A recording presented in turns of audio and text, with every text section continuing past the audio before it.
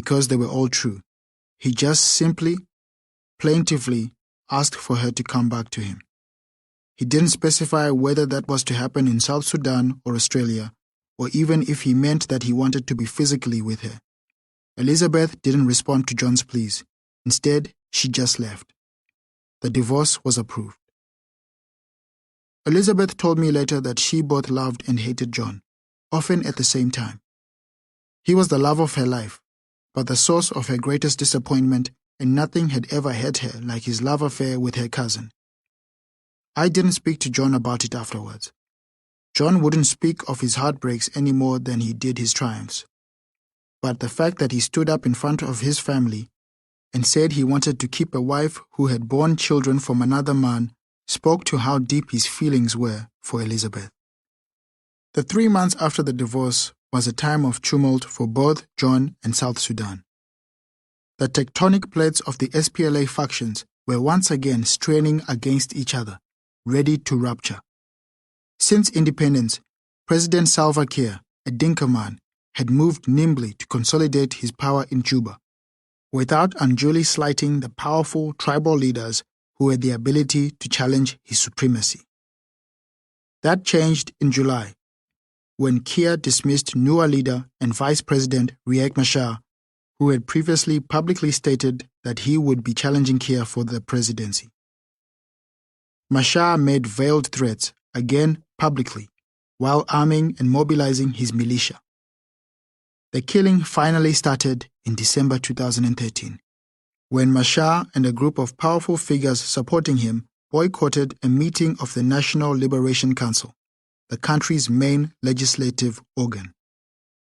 Kiir suspected a coup, so he acted instantly, ordering the largest military unit in Juba, the presidential unit known as the Tiger Battalion, to be disarmed. Shortly after that order, another came, calling for the Dinka soldiers from that unit to be rearmed, ready to be sent into Juba's streets. After seeing this rearmament, the newer officers took their arms up again and a fight started in battalion headquarters. The Dinka troops prevailed, and when they had killed all the Nuer in the base, they went out into the capital and started killing Nuer civilians. Riek Machar disappeared from the capital and started adding Nuer deserters to his force of militiamen. Machar also called for the reconstitution of the White Army, his personal massacre machine. When I heard what was happening in South Sudan, I had panicked thoughts of John and my mother, and Bo and my village.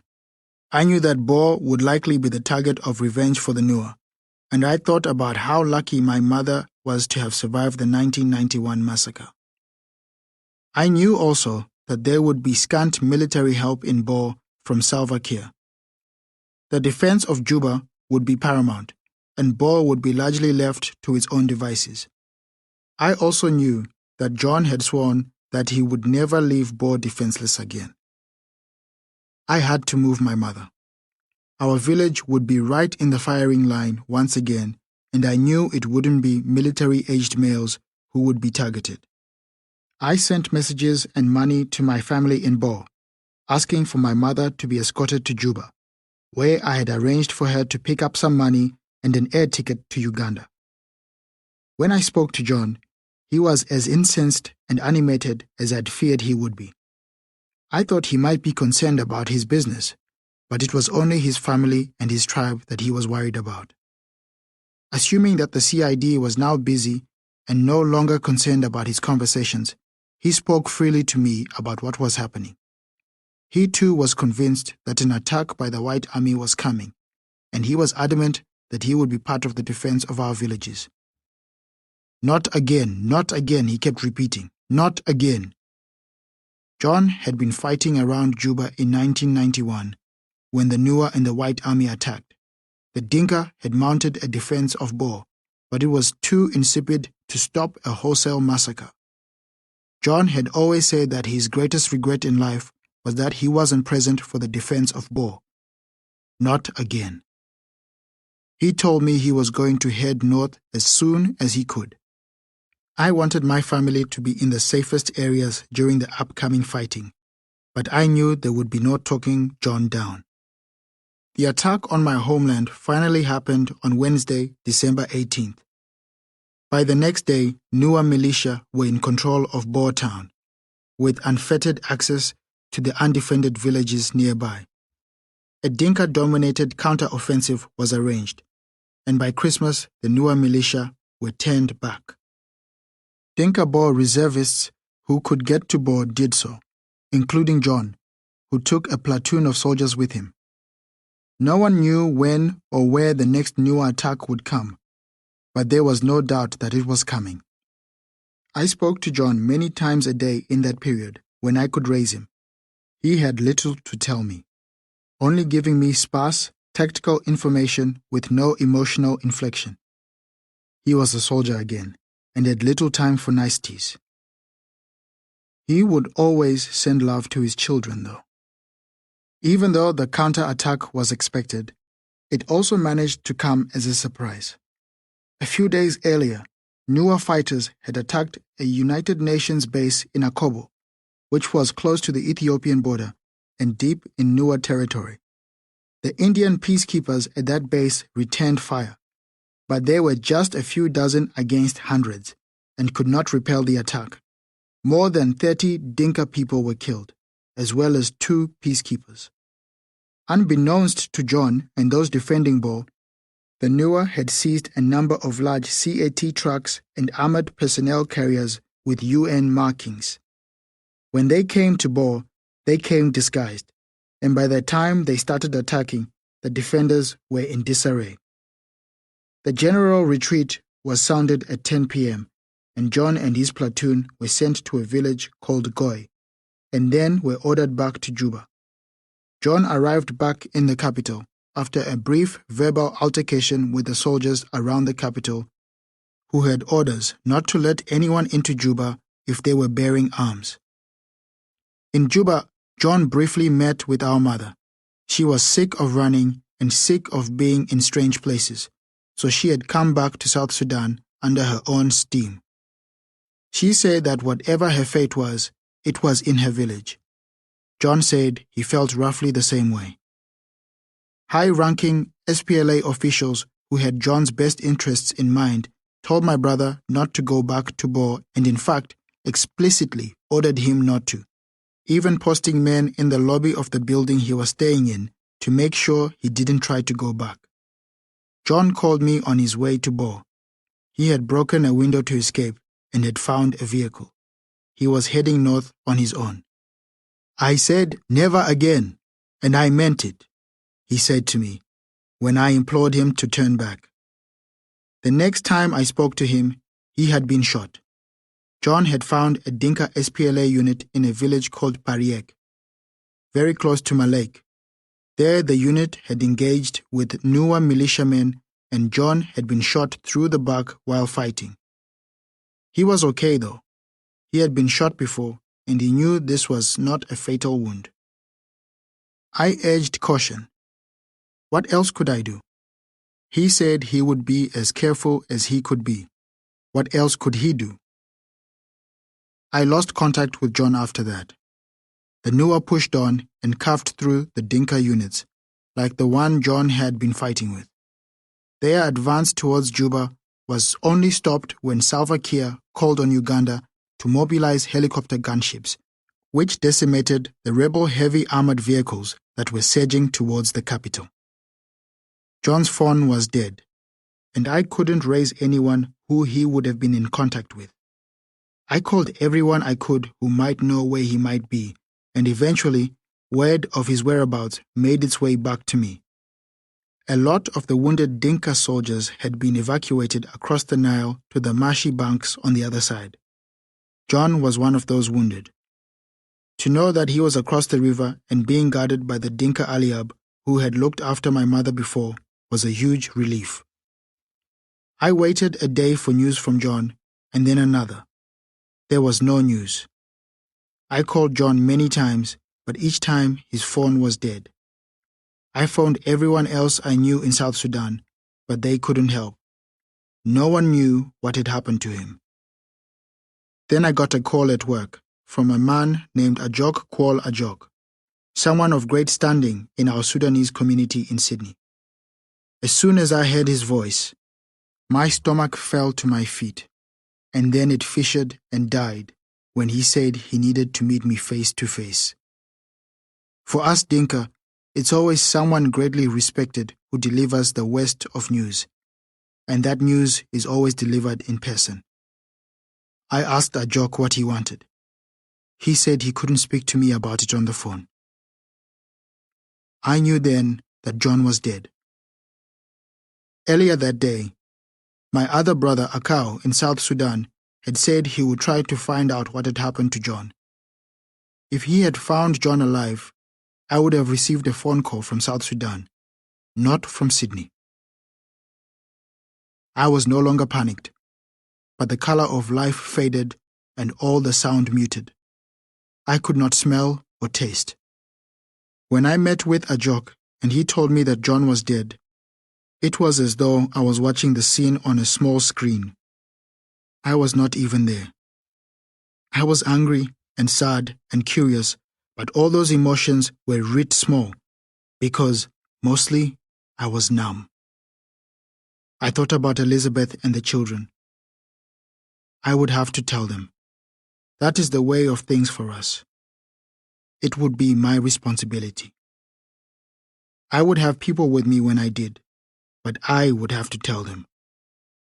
I would be telling them that John was dead.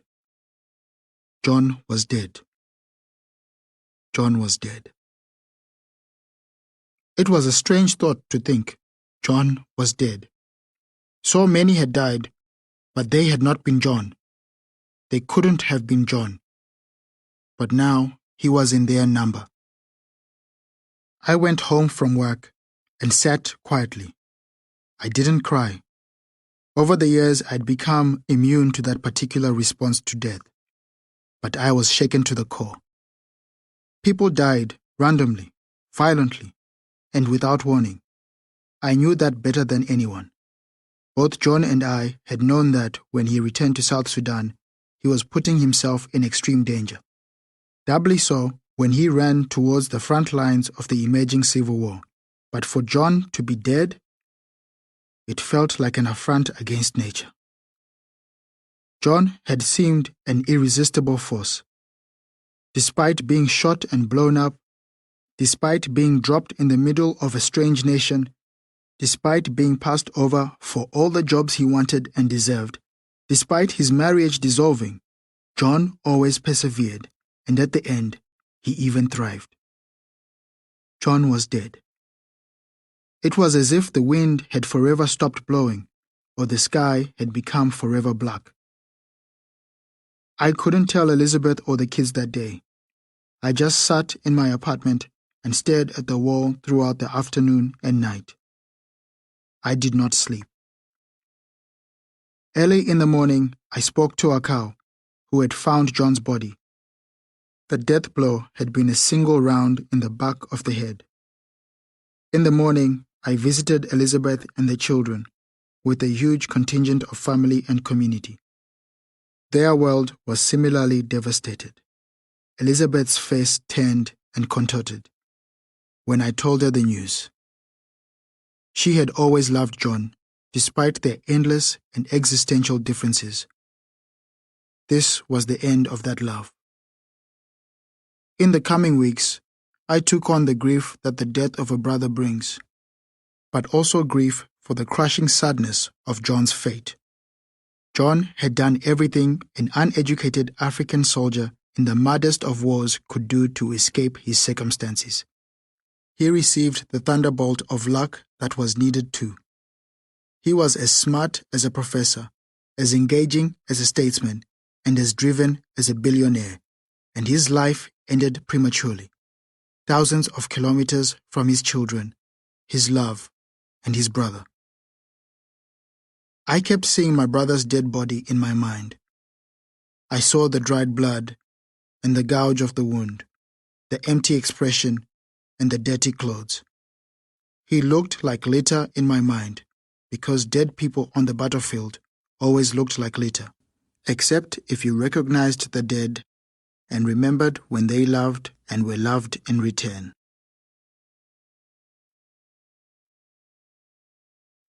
Chapter 9. A Son of Sydney.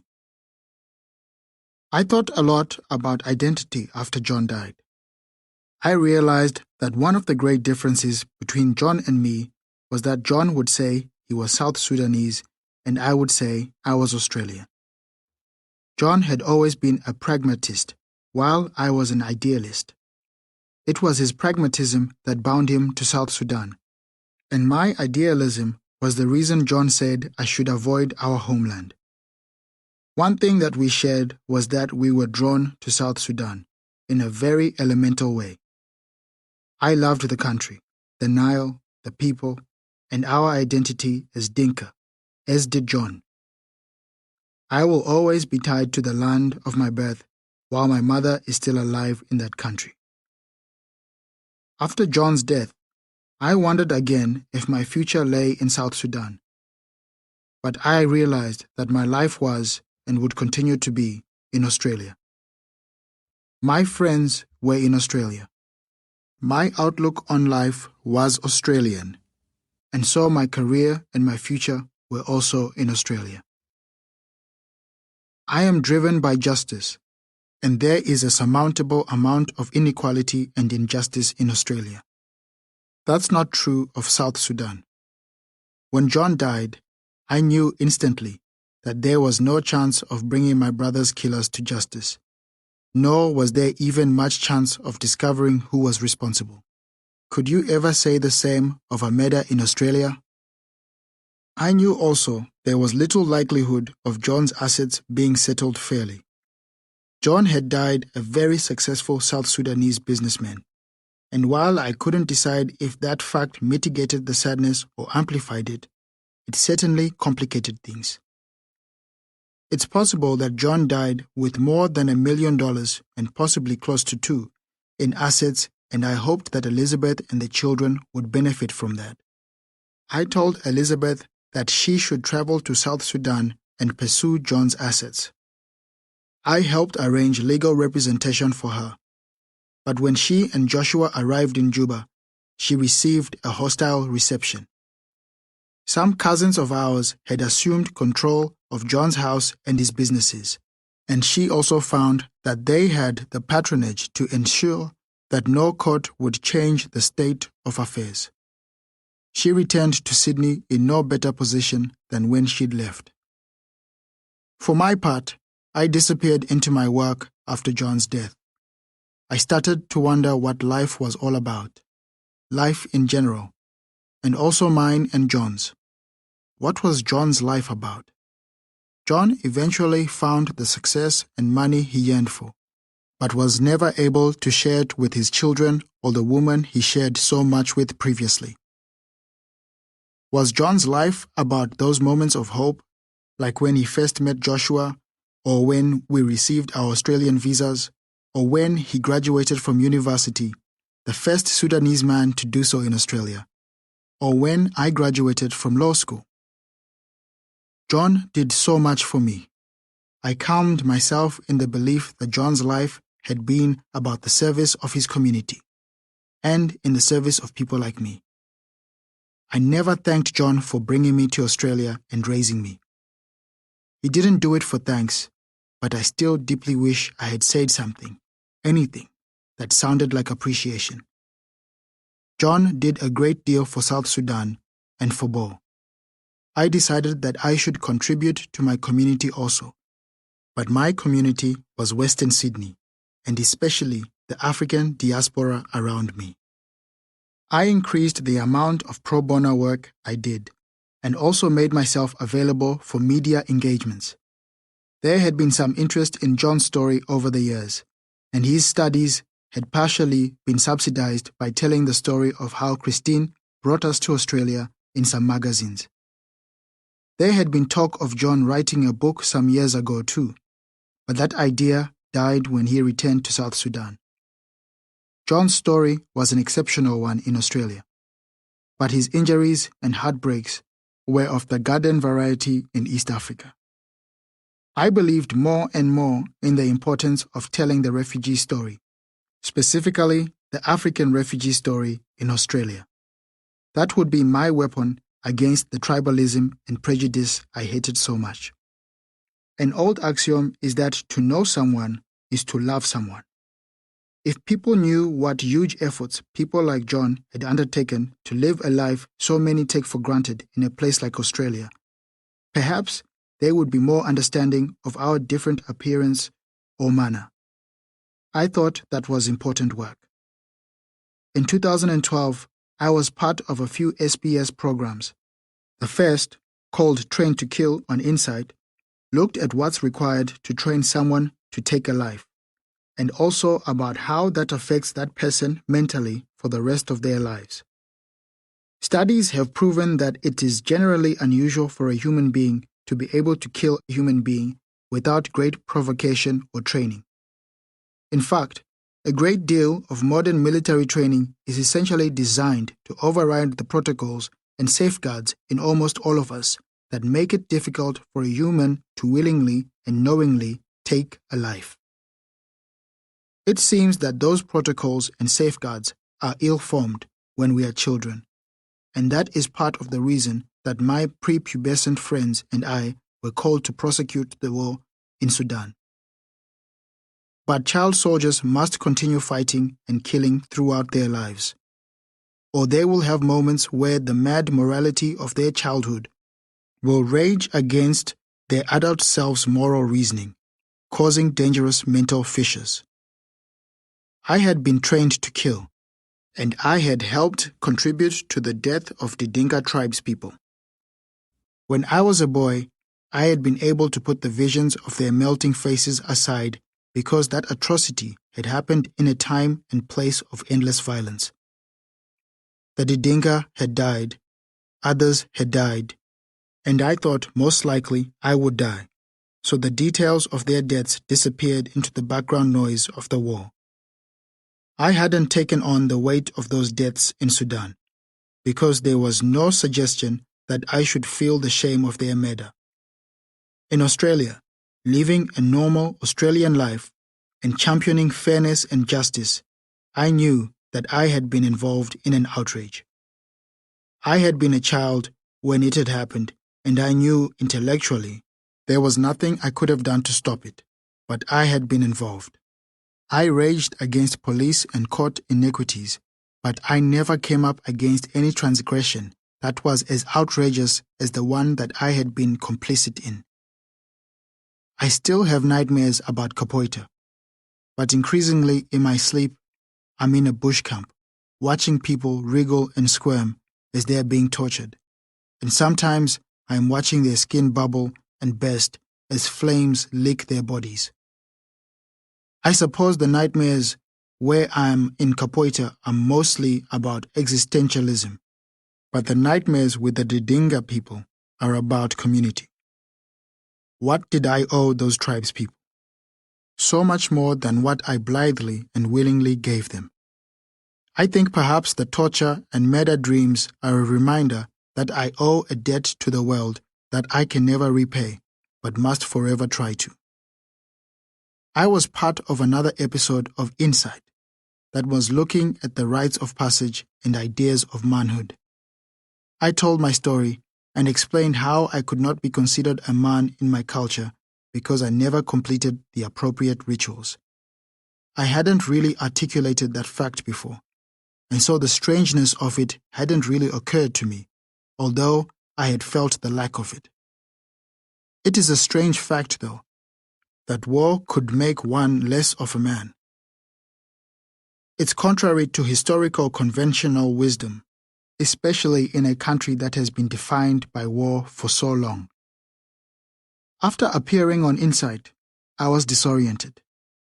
I was somewhat bolstered by the realization that Dinka culture was separate from the militarization of the country. But it still bothered me that I was set apart from my tribesmen who had gone through the rituals of manhood. I was in the same boat as many South Sudanese men my age, though, and the tribal rules had not been relaxed. I could not marry traditionally, and people considered me differently when they knew I had not been through the rituals. If I were to have a son, then he would be subject to the greatest insult one might level in South Sudan, Someone may call him the son of a boy. This insult is usually met with violence. But then again, what did I care? I'm an Australian living in Australia, where I am considered a man. There are some fluid definitions of manhood in Australia, but generally, you are a boy for 17 years and 364 days, and then, the next day, you're a man. Too easy. There would be no Australians who wouldn't consider me a man. No woman who would refuse my hand because she and her family saw me as a 6-foot, 75-kilogram boy. I had always abstractly assumed that I would go back and fulfill the rituals at some point. But after my appearance on Insight, I started to wonder if I ever would. I also started to think a lot about whom I owed fealty to. I owed a lot to the Catholics, but couldn't really dedicate myself to them, as I never believed in their God and way of life. Their dedication to compassion and justice I believed in. But dogmatism is something I really despise. I do owe a debt to the continent of my birth, because my skin is built for their sun, and my soul is made of East African soil. I don't owe a debt to the countries though, and I certainly feel no debt to the SPLA. I realized I owe a debt to the African people, and especially those Africans in Sydney who helped me feel comfortable in a strange city. And I owe a debt to Western Sydney for giving me a community, especially Western Sydney University. Law is now my life, in a way that soldiering once was. That thought was forefront when, in 2013, I was contacted by a representative of the university who was asking if I'd like to be involved in an advertisement. Of course, I was happy to help. The advertisement was to be a short explanation of how I made my way from my village in rural Sudan to a court in Sydney with, of course, a strong focus on the university's involvement. One day, I sat down with the director and we spoke about my journey, and a few months later, we were shooting. When I saw the finished product, I was very happy. The advertisement was short, but emotional and true. I especially liked the music from Brisbane singer Jared James. Another thing I liked about the advertisement was how many South Sudanese were employed as extras. I still have people coming up to me telling me that they got a day's work as a soldier or villager. I really had no conception of how popular the advertisement would end up being, nor the doors it would open for me. The advertisement went viral the day it went up on YouTube, and soon my Facebook feed was clogged with people sharing it. That day, my phone rang literally every few seconds, usually friends and colleagues calling either to offer congratulations or to ask about the veracity of the advertisement. The advertisement kept bouncing around the world, and there were tens of thousands of views in a few hours, then hundreds of thousands after weeks, and then millions after months. It was an artful piece of work, but I found the interest a little confounding. There was a perception that my story was exceptional, but I didn't think that was true. I had been marched for a month as a child, but everyone had. I had been trained in a military camp, but everyone had. I fought as everyone had. I was injured as everyone was, and I had suffered as everyone had. I survived, but not everyone had, although enough had for it not to be of interest. A lot of those who had survived thrived also. I was in contact with a lot of people who I'd fought with, usually connecting on Facebook, and many of the surviving boys have gained educations and made something of themselves. Some in South Sudan and many in places like Canada, the US, the UK, and France. In fact, in many ways, my story is far less interesting than John's. Why me? I asked myself. I realized that I was asking the wrong question. It didn't matter why it was me who was garnering all that interest. I should be asking what I could do with it. After the advertisement started to gain momentum, Western Sydney University decided to set up a $500,000 scholarship for refugee students, and I joined the advisory panel. I felt obliged to do as much as I could to tell my story and promote refugee awareness and acceptance. I wanted to explain the circumstances that had brought us to Australia and tell people how hard life had been when we came here. I wanted people to understand that no one ever wants to be a refugee. I wanted to explain that we had taken public money in the early days of our resettlement, but that there was no other way to get on our feet, and that once we did, we contributed. I wanted to champion Dinka culture and also explain that I believed that tribalism was one of the world's great pitfalls, contradictory as those thoughts were. Although I wasn't thinking it consciously and rarely had his name in my mouth, I wanted to tell John's story too. Perhaps I was trying to speak to the people who'd received John's CV and sat across from him in job interviews at the start of his career, who were confused by him and his Africanness.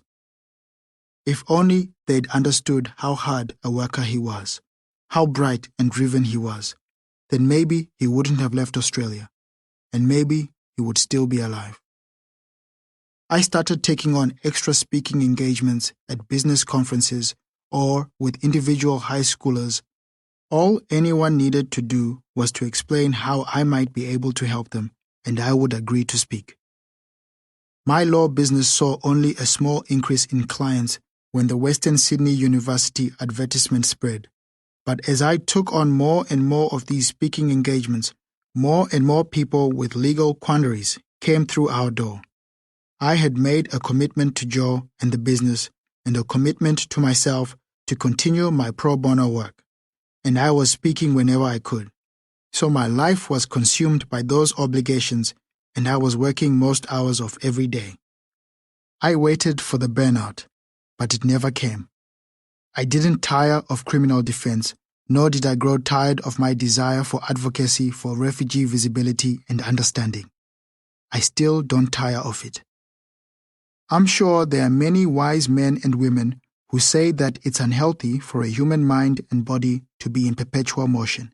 And furthermore, I can imagine that some people would say that endless work is an attempt to silence the fearful things that lie in the quiet, still moments. I'm sure they are right too, but this works for me. My days are full now, all of them, with endeavors I deem worthwhile, and that's all I want from my life. It's what I owe and what I've earned. Then, near the end of 2015, I was invited to make a speech I wasn't willing to give. The invitation came in the mail sent from the office of the Honourable Mike Baird, Premier of New South Wales. It was a personal letter from the Premier, asking me to consider giving the Australia Day address at the New South Wales Conservatorium of Music. Furthermore, he said the address would be reprinted in the Sydney Morning Herald and would be shown in its entirety on the public broadcaster, the ABC. I went to the Australia Day website and saw the men and women who had previously given the address. They were people who had dedicated their whole lives to the service of others, and also people who towered in the legal profession, judges and justices.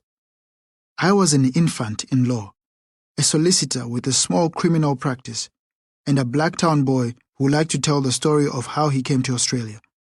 I wanted to tell my story, but I felt I was truly unworthy. There was a small part of me that suspected the letter was a hoax, and a larger, more fearful part of me that knew it wasn't. I knew if I ever began a correspondence with the Premier, he would convince me. I thought him quite a charming man, and I truly felt he had made a mistake asking me to give this address, so I ignored the letter. I went about my business, and a couple of weeks later, another letter came from the Premier, once again from Premier Baird himself, and once again asking me to consider speaking on Australia Day. I felt only fear when I held that letter.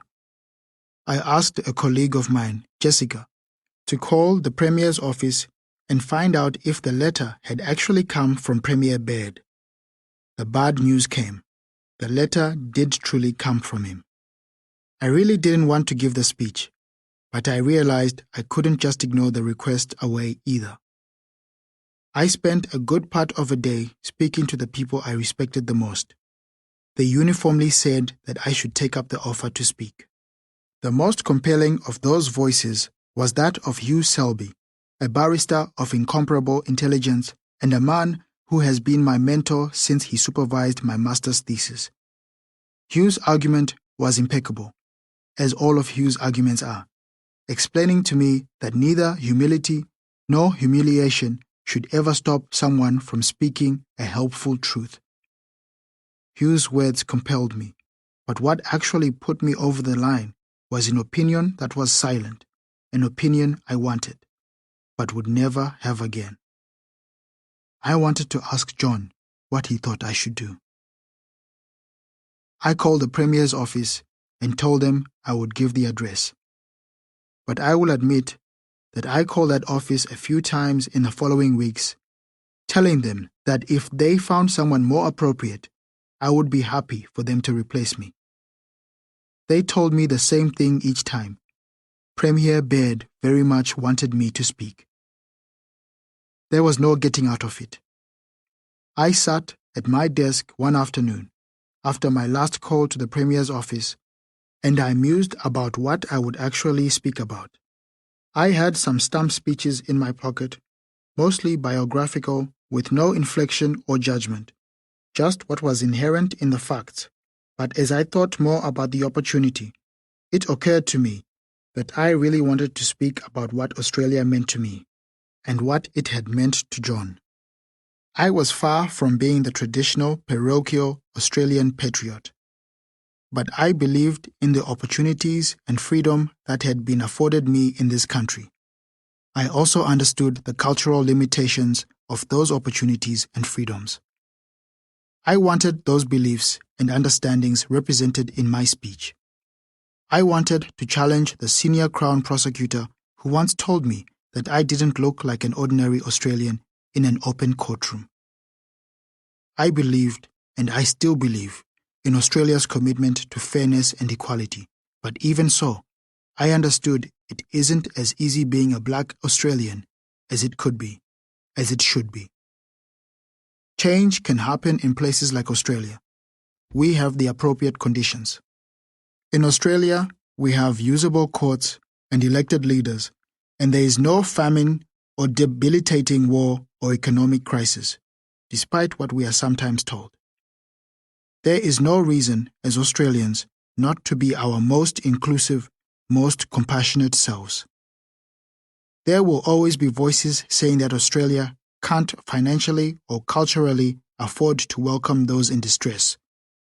There will always be fear-mongering too, and commentators who choose to compare all dark-skinned people to the worst examples of their genetic brethren. To offset those voices, we need examples of simple, comparative humanity. So I also thought my speech should be personal and biographical. Slowly but surely, the speech started to take shape, and when I had a first draft, I approached a man whose opinions I respected greatly. Justice Terry Badin. Justice Badin was one of my professors at the University of Wollongong, and not only would he give me a sense of whether my feelings and attitudes were represented in the text, but he would also be able to give comment on the performance aspect of such a speech. After reading the speech to him, Justice Badin told me that the script needed no rewrite, but he did stress that I should give the speech in the mirror repeatedly while timing myself, to make sure that there would be no part of it that would make me stumble, and also to make sure I wouldn't drag or rush the speech. Justice Badin also stressed that I should visit the auditorium before I gave the speech. To this day, I have no idea if it was wise advice or debilitating counsel. When I walked into Verbruggen Hall, the main auditorium at the Sydney Conservatorium of Music, I was instantly and completely overawed by the place. It was the largest auditorium I'd spoken in. But more than that, it seemed a place of august countenance. From the giant organ on the stage to its location, nestled inside Sydney's Royal Botanical Gardens, the hall spoke of Australia's grand anglicised past and, in contrast, I could only think of my own humble African past. When I stepped into that hall, I was a dirty, scared, mute boy again, worth nothing and surely destined for nothing. In the days leading up to the speech, I was convinced that I was going to finish talking and people would respond with a collective response of, "Who cares?" The Premier would come and give me a consolation pat on the back, and I would say to him, "I tried to tell you." The day I was to give the speech, I became quite ill with the flu. Aside from the illnesses I suffered in Sudan, and possibly because of them, I almost never get sick. But when I woke that day, every part of my body ached. My mind didn't want to give that damn speech, and now my body didn't want to either. A few cups of coffee later, though, I was in front of a lectern, facing hundreds of people, with the unblinking eyes of a bank of cameras behind them. I hadn't been that nervous since I faced fire back in Sudan. I only remember starting the speech, and then I went into autopilot. Here is an edited transcript. Firstly, I would like to acknowledge the traditional owners of this land, past and present, the Gadigal people of the Eora Nation. 10 years ago, Clover Moore, the Lord Mayor of Sydney, talked at the National Maritime Museum. She said, "Today, as we mark the beginning of Refugee Week, it is important to remember that all non-Indigenous Australians are immigrants to this land." She continued, "From the perspective of thousands of years of Aboriginal custodianship, the rest of us are newcomers. I wonder what the Gadigal people in 1788 thought as they watched sailing ships coming up their harbour. Did they realize that their civilization was about to be uprooted? Did they watch with interest and wonder? How soon did that interest turn to mortal fear? It has been a 200-year journey for their descendants to reassert the right to be free of those fears, to acclaim pride in their traditions. That's a long wait." The theme of this year's Australia Day address is that freedom from fear is very special to all of us. To appreciate the value of freedom, one must first be denied it. To know real fear gives special meaning and yearning to being free of fear. So what does freedom from fear entail for you and me as Australians, or those who want to be Australians in 2016? Let me share with you parts of my story. It may be unfamiliar to those who have been born and grown up in a peaceful Australia. To those who have come as refugees from the world's trouble spots, parts of this story will be too familiar. A point of this story is to emphasize how very lucky we are to enjoy freedom from fear and how very unlucky are many, many others who neither choose nor deserve their fate. I was born in a small fishing village called Malake, in the South Sudan. My father was a fisherman and we had a banana farm. I am one of 8 children born to Mr. Thiak Adut Garang and Miss Athiu Akaug Deng. So, the parts of my name are drawn from both my parents. My given name is Deng, which means God of the Rain. In those parts of this wide brown land that are short of water, my name might be a good omen. I have a nickname, Auluch, which means swallow. Alas, I couldn't fly, and as a young boy, about the age of a typical second grader in Sydney, I was conscripted into an army. As they took me away from my home and family, I didn't even understand what freedoms I had lost. I didn't understand how fearful I should have been. I was young. I was ignorant. I lost the freedom to read and write. I lost the freedom to sing children's songs. I lost the right to be innocent. I lost the right to be a child. Instead, I was taught to sing war songs. In place of the love of life, I was taught to love the death of others. I had one freedom, the freedom to die, and I'll return to that a little later. I lost the right to say what I thought. In place of free speech, I was an oppressor to those who wanted to express opinions that were different to those who armed me, fed me, told me what to think, where to go, and what to do. And there was something else very special to me that was taken away. I was denied the right to become an initiated member of my tribe. The mark of inclusiveness was denied to me.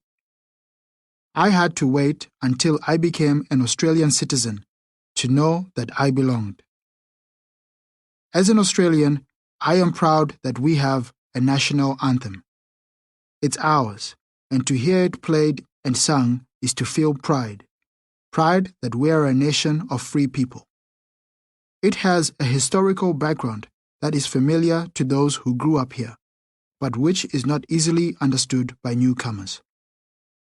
I found it useful to take some lines from our anthem to bring together what I want to share with you. To be here today, talking about freedom from fear, about the rewards that come from thinking inclusively, rather than thinking divisively, is to achieve something that the child conscript Deng could not imagine.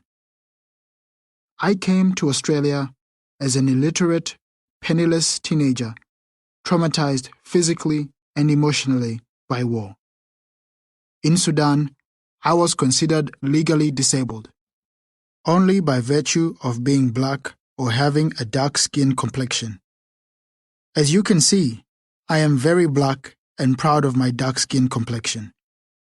But in the Sudan, my color meant that my prospects could go no further than a dream of being allowed to finish a primary education. To be a lawyer was unthinkable. Australia opened the doors of its schools and universities.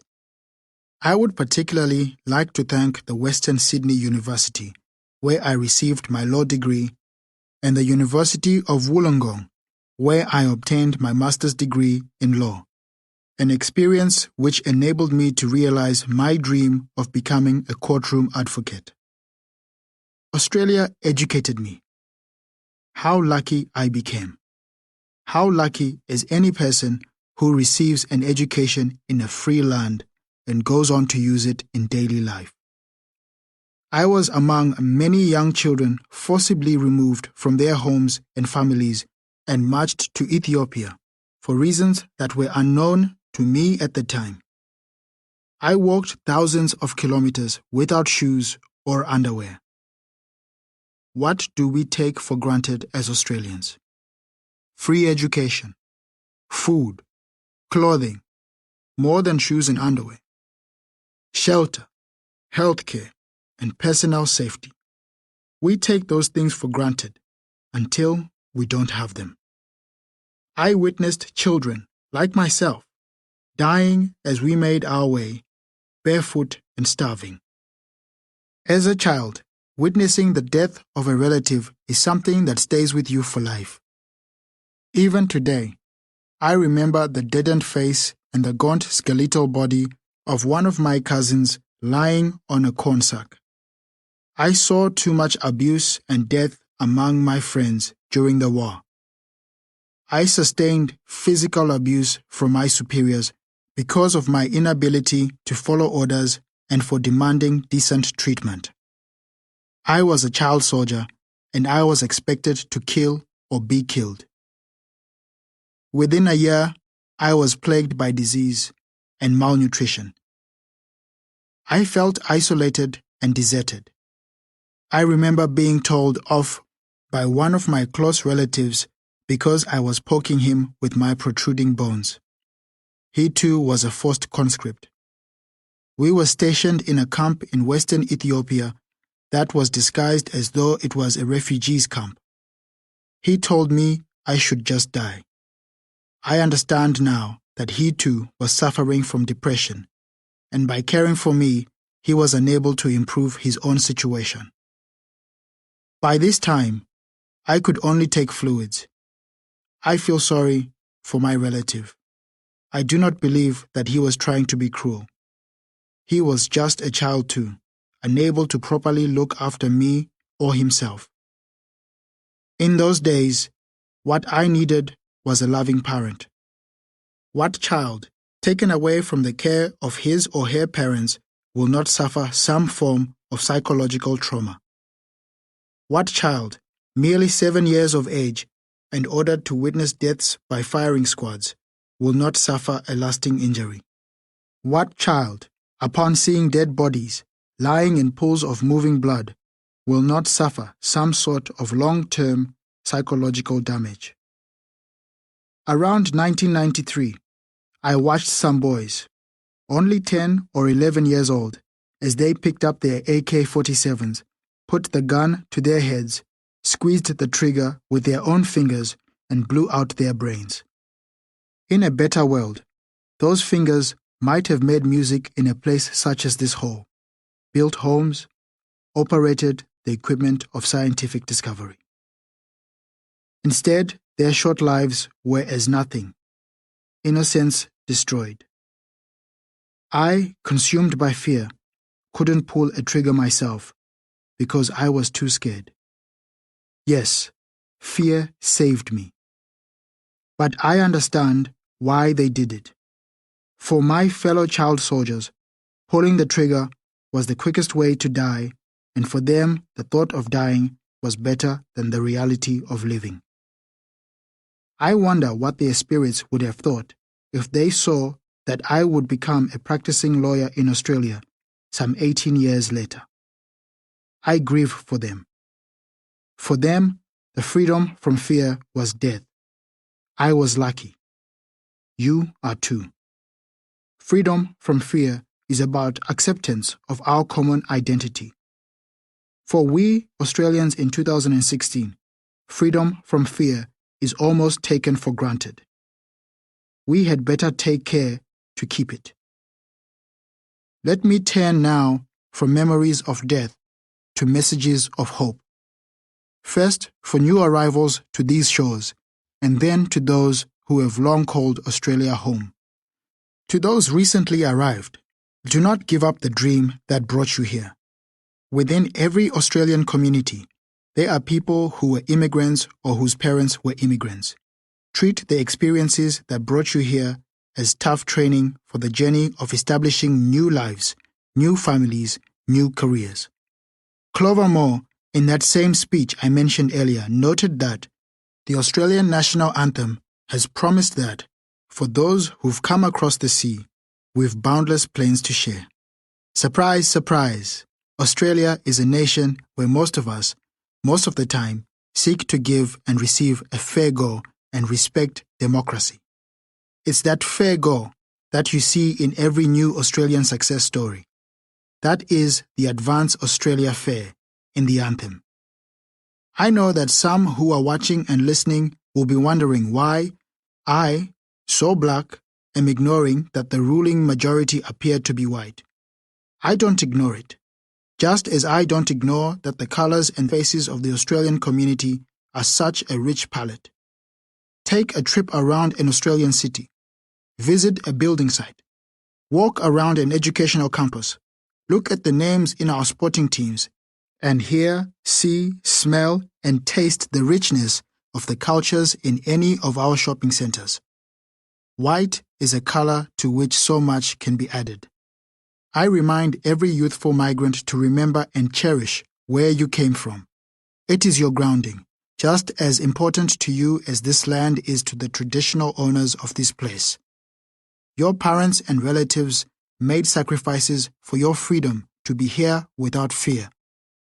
You must have a dream that takes you up and beyond any past trauma and turmoil. We are special, each and every one of us.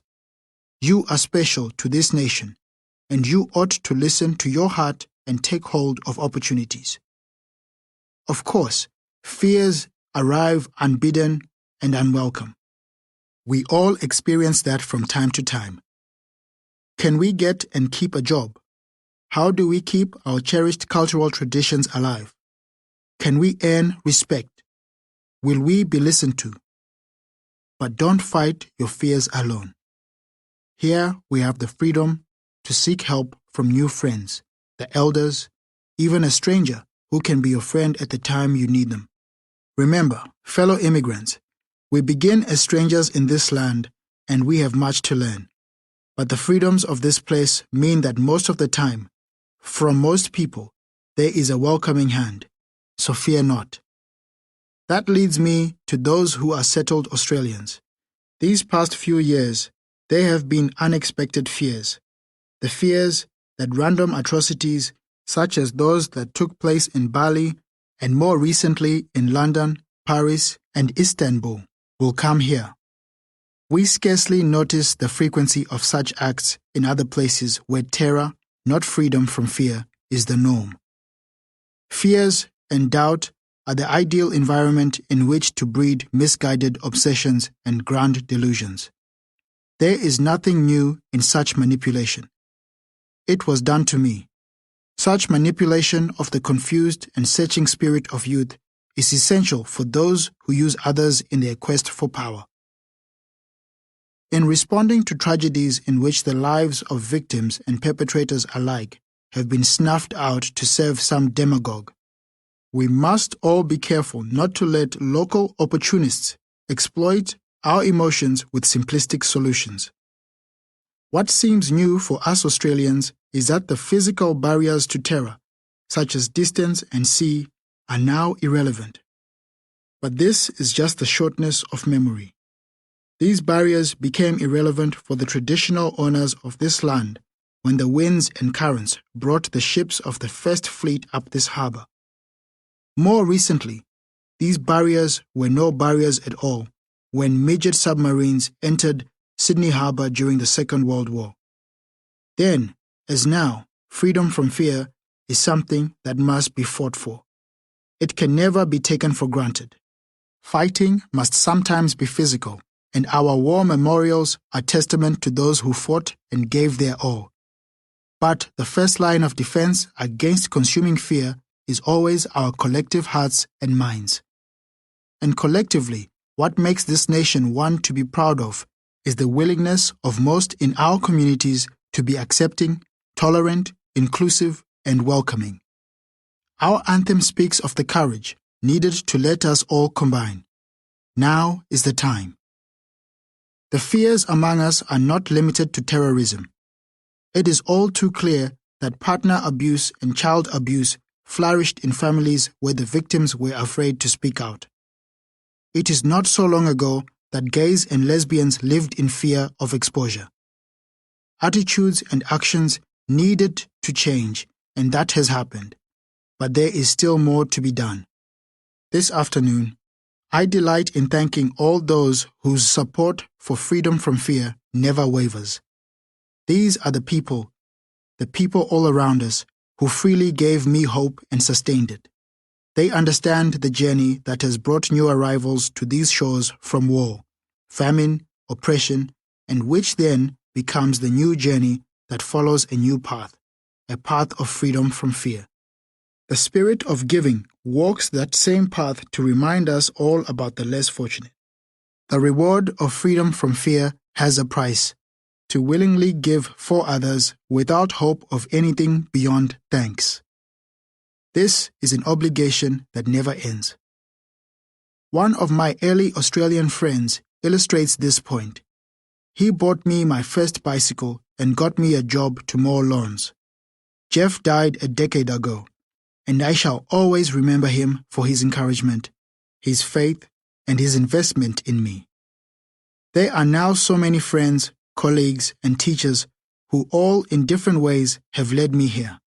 I thank you all, not only for your help to me, but the likely help you have given to others too. Last but not least, my gratitude is to fellow Australians for opening the door, not only to me, but to all the other migrants like me. Without your spirit of a fair go, my story could not have been told. We acquire our community wisdom from our collective shared experiences. It's that wisdom which underlies our entitlement to sing in joyful strains how proud we are today to be Australians. Let's look at the future. My guru told me to live so that I can build a living memorial for my departed loved ones. There will be a charitable foundation in the name of my murdered brother, John Mack. We will raise funds and take action to alleviate poverty, bring education and better health to the lands where I was born and he died. I will try to follow in the footsteps of a man who wanted to make things right. I hope that I can be like my friend Jeff, giving less fortunate people a fair go. I hope that all of us, each in our own way, will strive to understand and help others. I wish us all a happy Australia Day. Whenever I practiced the speech, it was around 25 minutes. When I actually gave the address, it ran for more than 40 minutes. The Premier greeted me very warmly and kindly afterwards, though. And if he was only giving me platitudes, he gave them expertly. People cried in the auditorium. That afternoon I went to work, and instantly the speech seemed a distant memory. The speech was received very well, and I was offered so many new speaking engagements. I had to start picking and choosing. There were other offers too, outside of speaking engagements. A Sydney artist asked me to sit for him so he could paint me for inclusion into the Archibald Prize. After looking at his work, I agreed. After just 2 sittings, one in my office and another in his studio in St. Leonard's, he saw deeply into me. The artist, named Nick Statopoulos, had asked for some photographs before our meetings, and I sent a collection. When we met, he took some more pictures as we were talking and joking around. Nick called me a few days later, telling me that I didn't look comfortable in any of the photographs, nor when I sat for him. He said he now wanted to capture the questioning, uneasy restlessness that he saw in my face. It was a bold thing to say of someone he barely knew, but he had understood something essential and true of me. Perhaps it was experiences, or perhaps it was my nature, but I am very rarely at peace or at ease, regardless of the situation. I was impressed with both Nick's insight and his portrait, which artfully represents not only my visage, but also a little bit of my soul. The painting was recognized as a finalist in the Archibald competition, and I am very grateful to Nick for his efforts and his insights. A number of publishers also approached me to see if I would be interested in writing a memoir. I thought for some time about the offer. Initially, I was, once again, reluctant because I was such a young man and only a relative newcomer to the world of legal representation. It occurred to me, though, that a complete 3-act story was behind me. Birth to war, war to Australia, and Australia to Western normalcy. I also very much wanted to write about John, and sadly, the whole story of his life was written. As I thought more about it, I was put in the mind of Hugh Selby's words about the relative sizes of humility and the potential benefit of speaking a useful truth. When I spoke in public, I very much believed in the usefulness of what I spoke about. I knew that people came to hear about war and sadness and a past that was so unusual for them. But I also knew that they left thinking about how normal my present was and how much I was like them. My skin was usually much darker than theirs, and my accent is still quite thick. But I am just an Australian, like they are. Speed cameras annoy me. I call people mate when I forget their name. I like pies and schnitzels, and a flat white in the morning, and lager at the end of a warm day. The only real difference between you and me was that I had to fight to become Australian. I thought it important to relate that fact to as many people as possible. If you can relate to me, a reformed child soldier coming from one of the most isolated and disadvantaged nations on earth, then there are few refugees in Australia that you can't relate to. And if you relate to them, you can have compassion for them and their circumstances. When I signed to do this book, I had one immutable request. My co-author and I would travel back to South Sudan. I wanted the person I would be writing the book with to see the flow of the Nile and the skin of the people. I wanted them to eat the fresh fish and speak to my mother and my cousins and the people I fought with. I also wanted those things for me, and if I was going to write about John's death, I wanted to know what had really happened to him on that final day.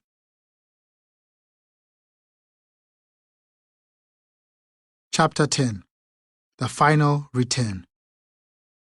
Before my co-writer, Ben, and I could go to South Sudan, we had to spend a week in the Ethiopian capital, Addis Ababa, so Ben could get a South Sudanese visa. I'd heard of Addis Ababa when I was in Penudo. In my mind as a child, though, Addis Ababa was a force and an entity. It ordered and provided things, like a general or a god. And it was only much later that I realized it was also a place. In the 1990s, Addis Ababa was already a city of millions of people, rushing in and out of huge multi-story buildings, dodging Soviet-era and modern Western European vehicles flying along multi-lane roads. If I had visited Addis Ababa as a war boy, the place would have blown my mind. As an adult, it reminded me of how far even the best performing states in Africa have to go compared to places like Sydney. As a boy, I would have visited Addis Ababa at the pleasure of the Deng, an ostensibly communist Soviet-backed military junta that ruled Ethiopia at the time. They were the primary supporters of the SPLA and the group who facilitated my training in Penudo in the western Ethiopia region. Now, I traveled to Ethiopia courtesy of the Ethiopian People's Revolutionary Democratic Front, or EPRDF, a group that helped facilitate the attack on my training camp in Penudo. They are, I suppose, my former enemies. Like most organizations with people's and democratic and revolutionary in their title, they are an authoritarian regime that does not suffer opposition. They are also largely benevolent, relatively progressive, not overly militaristic for the region, and perhaps a pragmatic example of what we might hope the SPLA could transition into. I have always liked Ethiopians. Their food is wonderful. Their coffee is perhaps the finest in the world, and they are, more often than not, kind and funny. I was very excited to visit Ethiopia as an adult. But from the first night I arrived, I had terrible, vivid dreams. I saw death that first night. In my dreams, I saw the wooden guns and the boys in corn sacks with hollow cheeks, and I saw the Gila River, swallowing weak bodies while the tiny splashes of machine gun bullets pierced the water. I saw the Eritrean women exposing their naked bodies, guns slung over their shoulders, and I heard their horrible laughter.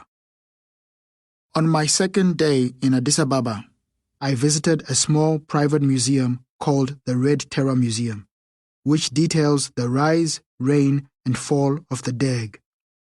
The museum had an exhibition showing the Deng's favorite torture techniques, which included a particular stress position whereby the subject was hogtied, feet up, so a rhino skin whip could be lashed across their soles. The museum's guide explained that this method of torture was developed in the Soviet Union and made its way to Addis Ababa, courtesy of advisors from Russia's secret intelligence and security agencies, the GRU and KGB. It was almost exactly the same way I and the other war boys had flagellated the Didinga people. The facial features of the exhibit's fiberglass man brought back strong visual memories. I saw pleading, and I saw agony, and I saw despair. Usually, in my nightmares, I was being hunted. But the night after that visit to the museum, I was the one hunting. One nightmare was no better or worse than the other. Senior members of the Deng still live among their victims in Addis Ababa, and their leader, Mengistu, lives a life of luxury as a guest of Robert Mugabe in Zimbabwe. There is no justice in Africa, and that's perhaps the main reason I do not think I could ever live there again. South Sudan is perhaps the epicenter of African injustice. Criminals, thieves, and murderers are dotted around the capital, Juba. They ignore the new traffic lights built with the help of the UN. They eat at expensive restaurants made possible by the Kawaja economy. They drink Johnny Walker Black Label, not the Ginny Waker Black Label made by local bootleggers. And every day they stuff their offshore bank accounts with more money. In Addis Ababa, I visited the Australian consulate, and an Australian military contact of mine said it best when he said, "In a place like South Sudan, the corruption would be almost understandable if they just left a little bit for the people, if they didn't feel the need to take it all." When we landed in Juba airport, the runways were crammed with giant white helicopters and transport planes from the UN and other NGOs, and the hot, sweaty terminal was full of Kawaja and other Africans who had come to help in the ongoing efforts of building a nation. If you only work in one of the barbed wire ringed and air-conditioned compounds, and go from compound to compound, and eat in well-stocked restaurants and drink ice-cold beers, Juba seems like a city on the rise. If you walk through the market, though, and speak to the traders and the shoppers, you will start to understand how thin the strings are that are keeping the country together. If you only see the streets of Juba from the windows of a brand new Land Rover, you may think there is security in the city too. The only people you will see brandishing weapons are the soldiers manning checkpoints or filling the backs of pickup trucks. If you speak to those soldiers, though, you will find that, although they all wear one uniform, they are from two armies. Thanks to the power-sharing agreement that was arranged to end the hostilities that started in 2013, the SPLA and the SPLA-IO, or In Opposition, Riek Machar's forces, both had armed forces in the capital. They look to foreign eyes like the same force, but they are in fact bitter enemies. For all the new construction, the new cars, and the well-wishing Kawaja, Juba is a city made of tinder and full of sparks. One day, on a street full of money changers and their armed guards, I heard my name called from a late-model four-wheel drive. When I looked in the window of the car, I saw a man roughly my age who I recognized as Ajak Mayobio, one of my former comrades in arms. I had not seen Ajak since I was chased from Ethiopia by the Eritreans, but I recognized his face instantly. We hugged, and Ajak started to cancel his appointments for the day. Ajak took me to a coffee shop, and over macchiato, he told me about his life. He too was a lawyer. I knew the court system in South Sudan was a mess, but Ajak told me stories that verged on the absurd, of judges only being able to read and write Arabic, despite English being the official language of the court, of criminal cases mysteriously becoming civil cases mid-trial, of people being detained at the behest of the SPLA, and courts being compelled to bring charges and convictions later. I was 32 and Majak was only a few years older, but we swapped war stories and compared injuries like old men. "Tell me, Deng, do you have any toenails?" I didn't. It was a byproduct of that long march from my village to Pinudo. I have one, he laughed, hanging on like a man on the edge of a cliff. We talked about the executions in Pinudo. He remembered the occasion better than I did. Do you remember the doctor? You don't? He came in after the shooting to make sure the prisoners were all dead, but one was not. The doctor killed the man himself. To have children see such things, it was all too horrible. It was good to be with Ajak. He understood my past, and I was awed by the fact that he had had the opportunity to live in Canada and yet decided to stay in Juba and attempt to make things better in our homeland. After the coffees, I yearned to be next to the Nile again, and Ajak said he knew a place. We went to a bar on the bank of the river, which was frequented by well-to-do locals in Kawaja. We put some plastic seats on the bank and gin and tonics in our hands, and we looked at the river. To our left, some Bari tribesmen bathed naked, and to our right, the water diverted around a partially submerged troop transport that had been scuttled by Khartoum before the fall of the capital. Do you have nightmares, Deng? Ajak asked me. I told him I did. I do not have any dreams anymore, but I know I am an unusual one. I asked Ajak how he managed to chase the bad dreams away. I don't sleep, he said, chuckling. I don't know if he was joking or not. Ajak and I talked about the future.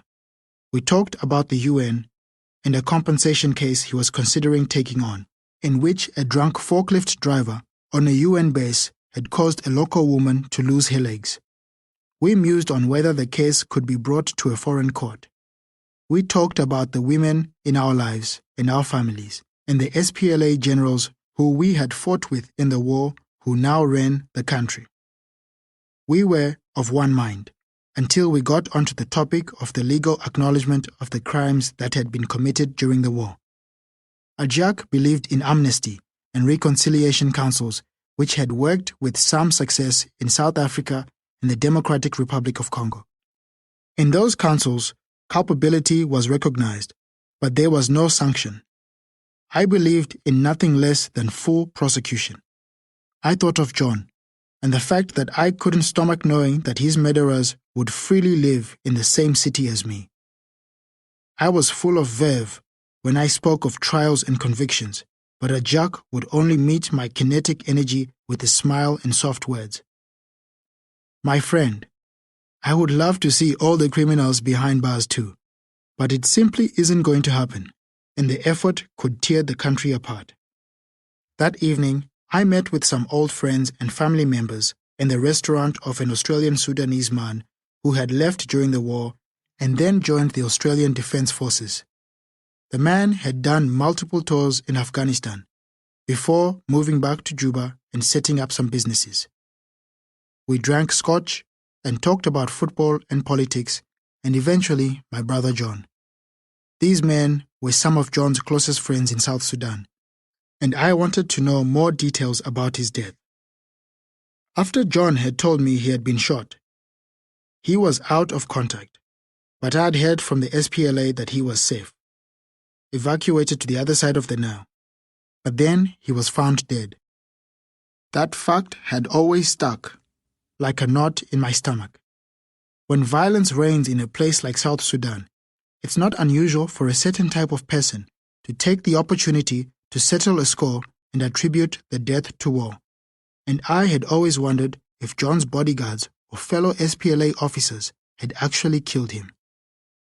The men who I drank with that night could account for almost all of John's time, from when the fighting broke out to when his body was found by a cow. At the time of his death, John had been cut off from his unit, and the men were certain that he was with no compatriots when the Nua militiamen killed him. I said that still didn't account for the SPLA sources telling me many times that John was safe on the other side of the river. The men all spoke at once, telling me that that was a lie being told about almost all of the men injured in battles on the Nile. The SPLA had a civil war to prosecute and was not interested in searching for bodies or lost soldiers. So that blanket lie was told of the injured and suspected dead. As the night went on, and I heard more and more. I lost my suspicions about the circumstances of John's death. His was just another killing unattached to his history or identity, except as it related to his tribe. He was not the victim of a grand conspiracy. He was just another man who was burned up from the friction and heat created between the Dinka and the Nuer tribes. "He loved you, Deng," my Uncle Philip Nyona Kao said during a pause in the conversation. "Then why did he beat me?" I asked. Philip instantly knew I was talking about the incident at the Ifo refugee camp when I'd refused to run from the Al-Shifta fighters, as he was in eastern Kenya when it happened. "He wanted to keep you alive, and he didn't know any other way to get through to you. You were wild then. He cried after he did it," Philip continued. "And I think that was the only time I ever saw him cry." A few days later, Ben and I flew from Juba to Bo in an old Cessna Grand Caravan, with the Nile to our right the whole flight. It's always arresting to fly around South Sudan, a country that's on the verge of famine and plagued by fights over grazing rights, and see the seemingly endless expanse of verdant ground. We landed on the only straight stretch of bitumen in the whole of Jonglei State. Move around Bo and most of South Sudan, and you notice that the benefits of international aid aren't spread evenly around the country. Juba is the trough. The biggest and toughest pigs go there to dip their snouts, and the rest of the country makes do with what is left over. Before heading into the village, we went into the market in Bo Town to buy supplies for my mother. There I found the sacks of rice, beans, sugar, and flour that I wanted, but also stalls with AK-47s at less than $40 and 7.62mm rounds at 30 cents each. Here in the country, security is guaranteed by family and by tribe, not by the state. I bought the supplies I needed and arranged for a driver and car to take us and the sacks to my village.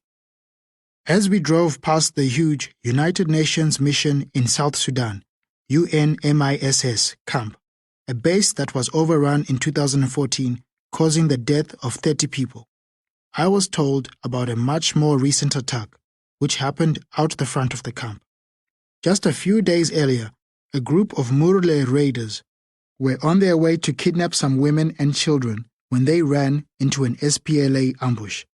The SPLA soldiers calmly killed all the Murle, practically under the shadow of the UN flags. Things do not change in a place like South Sudan just because Kawaja with blue helmets come to town. When we arrived in the village of Malake, where my mother was living, I found her preparing food. She cried and shook with excitement when I opened the door of our vehicle. I had sent word I was coming, but with no electricity or telephone, it was impossible for her to know exactly when I would be arriving. When I saw my mother, I felt a great sense of melancholy. I think most sons feel both joy and melancholy when they see their aging mothers, but I was heavily weighted with the latter feeling. I later understood I felt that way because, with John dead and me very much an Australian, South Sudan will not call to me at all once my mother passes away. I deeply care about the South Sudanese and my family, and will always want to support them. But after my mother passes away, I'll do it from Australia. There is little left for me in South Sudan, except my mother, and that is a sad thought for someone who sacrificed their childhood and fought a war for the country. I spent some days in my village with my mother, as well as some other family members, including brothers and sisters who I barely knew. They were happy days, except when my mother asked me when I would be marrying. Her assumption was that I would marry a Dinka woman, but I will not be marrying a Dinka woman. I will most likely be marrying an Australian woman. My mother knows nothing about Australian women, and I didn't have the heart to tell her that it's unlikely that any future Australian bride would be moving to South Sudan to join her and the other women in my village, as is our tradition. When the time came to leave, it was a sad occasion. It always is. But this was a particularly tough moment. My mother is an old woman, and I don't know how many years she has left. This time, I felt added stress about when I would be able to journey back, due to the ongoing spectre of war and also the reception of this book. Before I ever return to Juba, I will have to weigh the response of the people who are named in this book to this account. People are killed in South Sudan for far less than the things I have revealed in these pages. Before I left the village, my brother Akau joined me, as he was going to accompany me in the one task I wanted to undertake before leaving the country. Akau is an active serviceman in the SPLA, but like almost all civil servants in South Sudan, he had not been paid for more than 2 months. One of the many problems the current government has is one of liquidity, despite the country having abundant natural resources. We drove past an abandoned oil field, with the giant trucks that once traversed the site left in their tracks, empty and still since the 2013 fighting. That violence came as a surprise, and the foreign workers had to evacuate quickly. They had not returned, and all that could be looted from the site had been taken. We also drove past unused and overgrown vegetable fields. The local farmers had not planted anything because they didn't believe that their seed would become crops before they would be moved off their land by violence. Fighting is why the country is poor and hungry. There is no other reason. There were burned-out cars and even destroyed battle tanks on the side of the road. We stopped to take a photograph of one of the tanks, and our driver warned us not to walk too far from the road. Mines? I asked. I know some of the land between Bo and Juba had been littered with them. Not here, he said. Bodies here. It seems many people tried to escape Bo via this road during the fighting in 2013 and were chased off the side of the road. Their bodies still lie rotting where they were killed. We reached our destination, Goi, a small dusty village that looked like any of the other villages on the Nile, except for 2 things: a very modern toilet block and across a large playground, a long, thin, modern 1-story building. It was a school that John had built, a school I'd heard him talk about sometimes after his businesses became successful, but had never seen. It was also John the aid worker, John the father, John the Dinkabo, and John the scholar. John knew that the best national investment, both from a financial and cultural perspective, was primary schools, co-educational primary schools. I had no idea it was an institution of such size and relative modernity.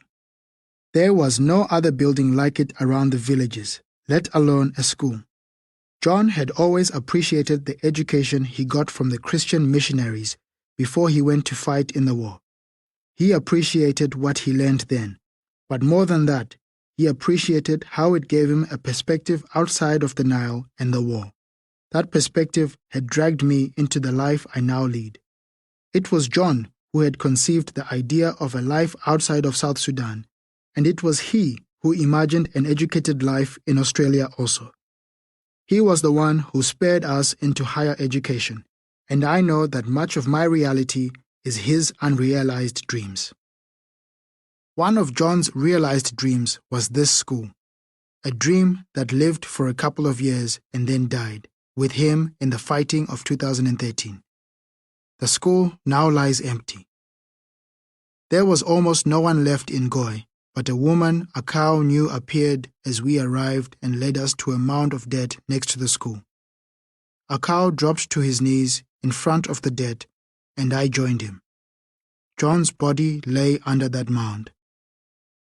I have seen a lot of death in my life. I have seen bodies, and many times I have seen the moment when life becomes death.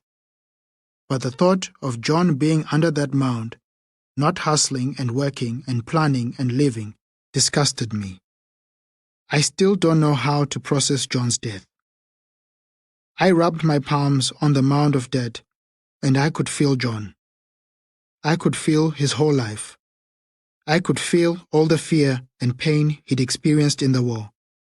I could feel the hope and exhilaration he'd felt when escaping the war and Kakuma, and the mounting, crushing frustration of the realization that life in Australia was to be complicated and difficult in a very different way. I could also feel his exhilaration at the school opening. His love of Elizabeth and his children ran through me too. I had expected John to be a perfect man, and he had not been. And since I had been a boy, I had resented that. Now I felt his imperfections as a necessary byproduct of his experiences and nature. He could be nothing but what he is, what he was. It was all John. In retrospect, I saw John wholly and loved him. Tears welled in my eyes, the first that had ever come for my brother. I wanted to give John something as he had given me so much. I took my shirt off and buried it in the dirt. I wanted to return what he had once given me, as was the case when he gave me his shirt. It was just a gesture, and it meant nothing, but perhaps we are brothers.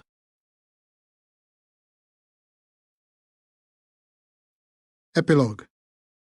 4 weeks after I returned from South Sudan, I was fidgeting with a glass of beer at an event at the New South Wales Art Gallery celebrating the Archibald Prize. There were fine people around, artists and their subjects, and also sponsors and financiers. The portrait of me didn't win the Archibald Prize. Instead, a portrait of Barry Humphries took the award. But I was invited to speak at the awards announcement. I spoke a little about myself and Nick's painting.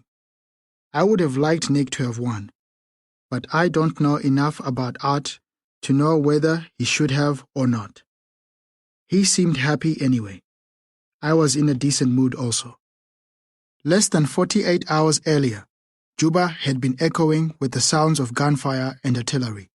The fighting started after an argument at a checkpoint, which escalated into a pitched battle, eventually bringing tanks, artillery pieces, and helicopter gunships into the capital. One of the compounds I was in while Ben and I were in Juba was overrun and now sits in ruins. The city is accounting for the dead. Hundreds of people have been killed, but all of the people I care about in South Sudan are accounted for, and a ceasefire appears to be holding. That is what we get to hope for in South Sudan. That when the violence happens, the people that we love all stay alive. And so I was in a decent mood. After my Archibald speech, I sat down to a smattering of polite applause. As I often did after speaking in public, I felt like I had added further to a ledger detailing the debt I have to the people who I share my story with.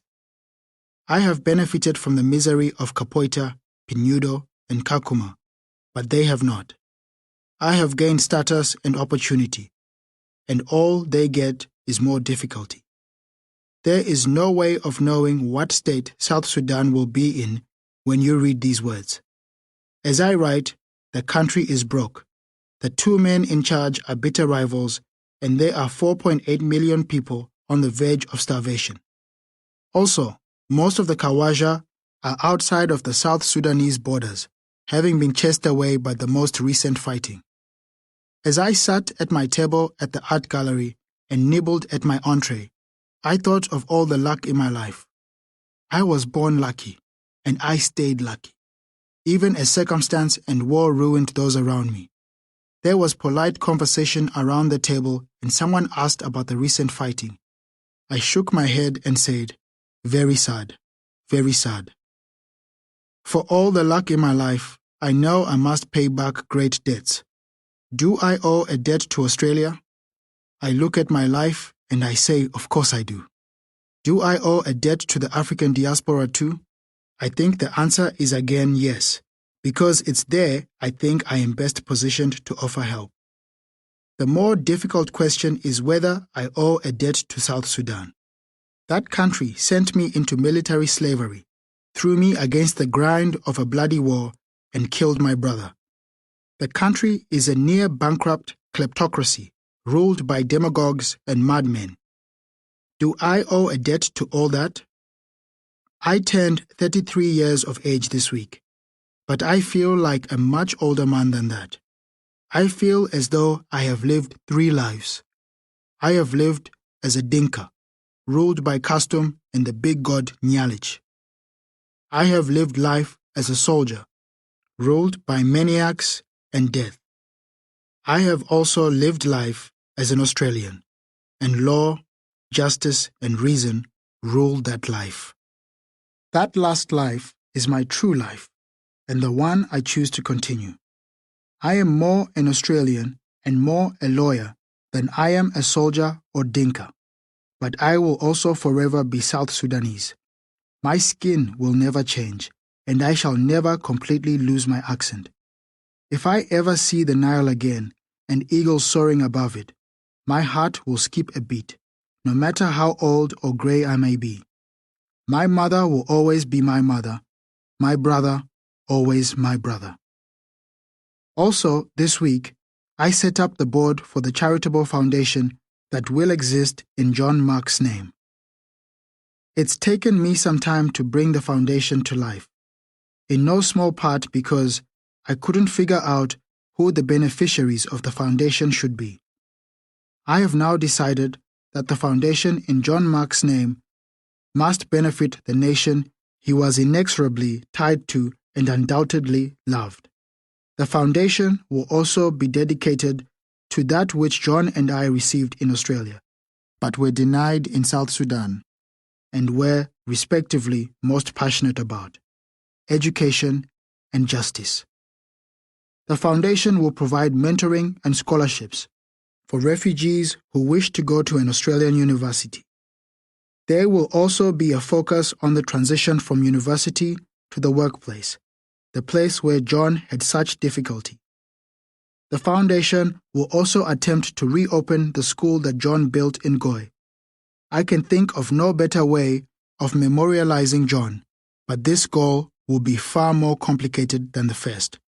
The specter of war and tribal hatred will threaten to derail our efforts at any moment, but we, as John did, can only try.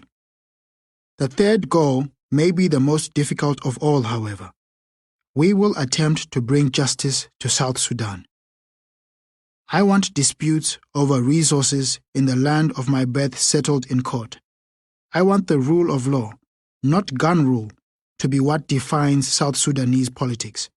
I also want to see those who feast on the resources and lives of South Sudan for their own personal benefit sit in the dock.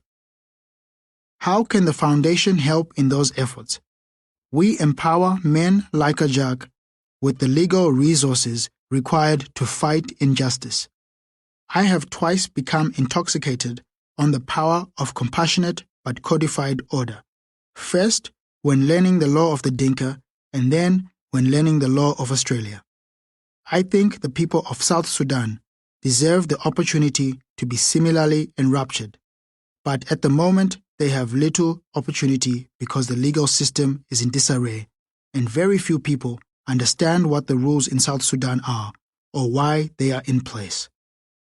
The foundation will set up a link between Australia and the University of Juba so that people like Ajak can defend themselves with legal precedent when facing injustice. There will be times when those protections will be meager against the violence, but in the quiet months, perhaps a framework of justice may be built. Perhaps a passion for justice and reason may take hold. At the very least, we must try. I will leave you with this thought. I believe there are really only 2 things to do in life. Find things you believe in and then dedicate yourself to them. That's why I have a deep hatred for both apathy and tribalism, as apathy robs you of your ability to try, and tribalism steals your ability to find the things you believe in. Tribalism is also one of the few ways that one human can look at another and, knowing nothing about them, see them as lesser. I believe in justice and education. But I also believe that all people, including refugees, should be recognized as the people that they are. My hope is that this book has helped you believe the same. Perhaps the songs of my life have had a different tone and cadence to yours, but they are about love and hope and yearning and sadness, just like yours. My hope is that now you know my songs, perhaps one day, when you see my brother, you will also see yours.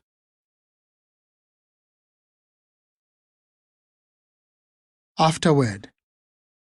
The first draft of this book was finished 2 weeks ago, and my thoughts about my identity and nation were settled. I was Australian and reconciled with the fact that I might never again set foot in the country of my birth.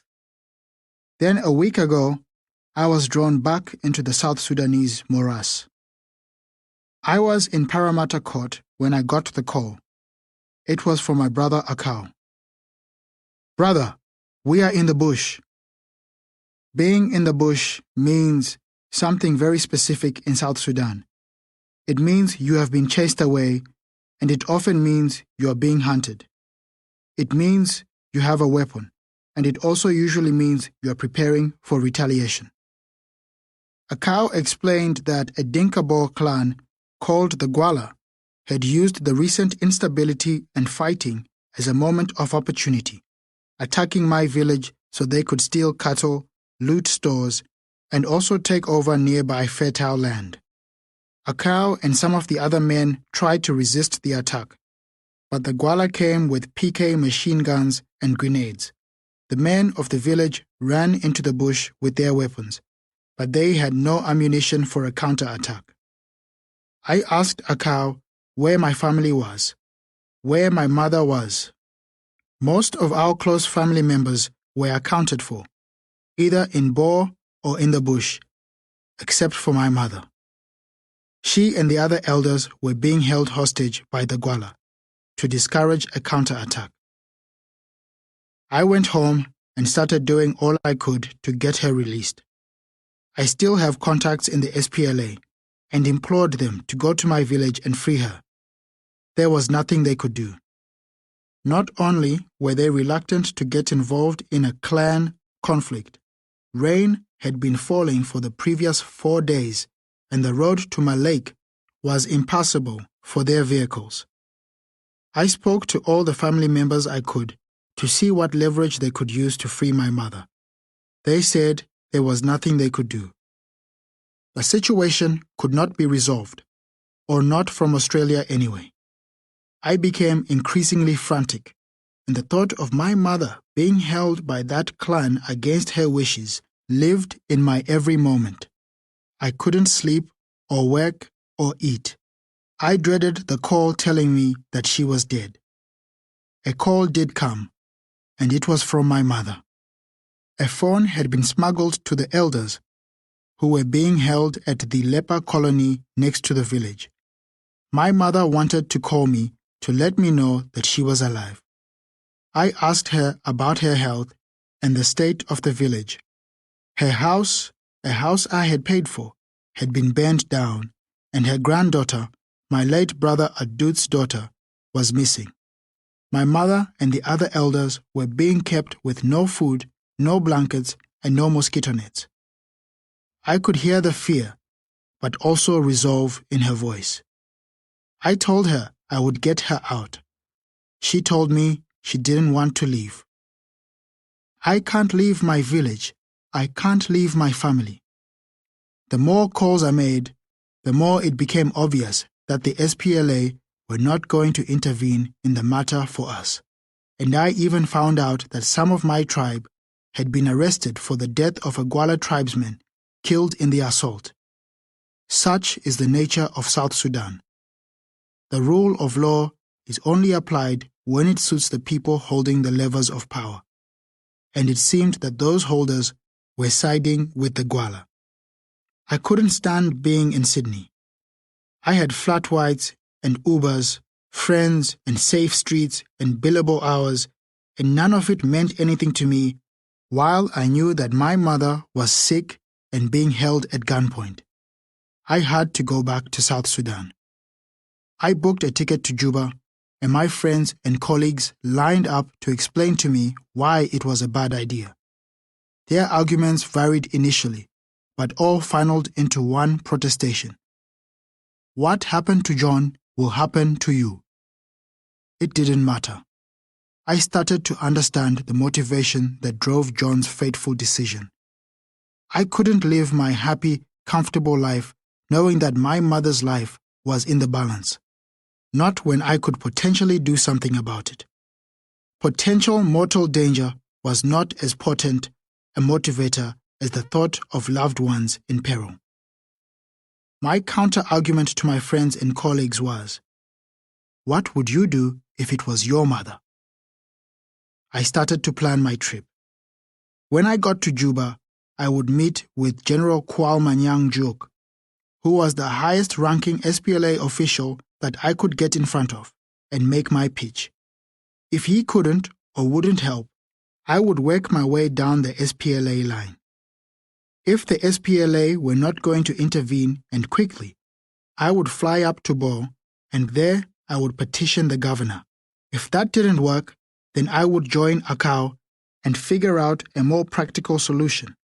Men and weapons can be purchased in South Sudan very cheaply, and the only justice that exists in that country is that which you can leverage yourself. I abhor clan violence and had no desire to be dragged into or possibly even fuel a clan war. But I had to get my mother and her family members free. I could think of nothing else. I told an Australian Army officer stationed at the nearby UNMISS base about my plans to help my mother. He was aware of the conflict, and while the UN mandate strictly forbade intervention, he said he would have a UN patrol stop in the village and see if they could come back with my mother. After the UN patrol, I found that my mother was now allowed to leave, but that she wouldn't budge until all of her family members were accounted for. The night before my flight, I arranged a large sum of hard currency for use in case all other avenues were exhausted. Then, just before going to bed, I got a call from an uncle saying he was with my mother in Bo. He was on my mother's side of the family and neither from my clan nor the Gwala, and had managed to account for all the lost family members and arranged for the Gwala to agree to the release of all the elders. He also told me that the village had been completely destroyed. Everything that could be looted had been, and everything that wasn't useful had been burned. I cancelled my flight and sent my contingency cash to Bo to buy supplies, food, and medicine. I was in court the day I was supposed to fly, and then in court the next day and the day after that. I made myself available again for speaking engagements and met with those who were helping me set up the John Mark Foundation. An Australian life goes on for me, and a South Sudanese life goes on for them. As I write this, my mother is currently squatting in Bo, crying for a home that no longer exists. My brother is in the bush with his weapon in his hand and revenge on his mind. My family is scattered. My village is gone, and I have no idea what their future is. I am in a Redfern pub, having a pale ale, thinking about how the past can never completely be archived, especially when the songs of your past are sung in the tongues of South Sudan.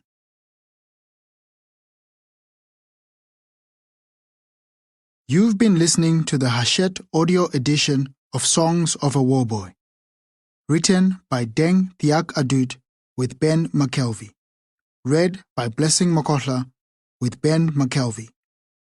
If you would like to find out more about Hachette Australia, our authors, upcoming events, and new releases, you can visit our website, Facebook, or follow us on Twitter.